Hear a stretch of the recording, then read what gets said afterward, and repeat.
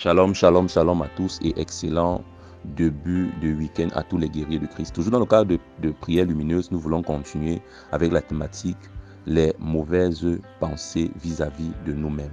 Et nous avons lu hier Proverbe chapitre 15, le verset 26. La Bible déclare les pensées mauvaises sont en horreur à l'Éternel. Il est important de noter que lorsque tu as une mauvaise pensée envers ta propre personne, cela déplaît au Seigneur. Lorsque tu as une mauvaise pensée envers ta propre personne, cela déplaît au Seigneur. Vous savez, plusieurs personnes ne croient plus en elles. Plusieurs personnes ne croient plus que leur vie valent la peine d'être vécue. Plusieurs personnes pensent qu'elles sont venues accompagner les autres. Plusieurs personnes même parfois se posent la question de savoir pourquoi est-ce que je vis encore? Pourquoi est-ce que Dieu me laisse en vie? Pourquoi est-ce que ma vie est aussi tourmentée? Pourquoi est-ce que je ne connais pas aussi le bonheur? Écoutez-moi bien, dans la vie, tout ce que l'on peut acquérir a des principes et des lois. Donc on ne peut pas acquérir une chose sans respecter un principe ou alors respecter une loi. Et Satan nous a souvent fait croire dans notre système de pensée que certaines choses s'obtiennent gratuitement, bien qu'il faut même payer un prix pour les obtenir. Et ces mauvaises pensées-là commencent à nous amener ou à nous placer dans des situations compliquées.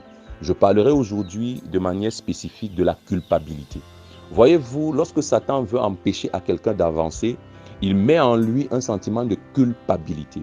La culpabilité, lorsqu'elle atteint son paroxysme dans la vie de quelqu'un, peut amener cette personne à se détester pour la vie, peut amener cette personne à ne plus oser poser une action.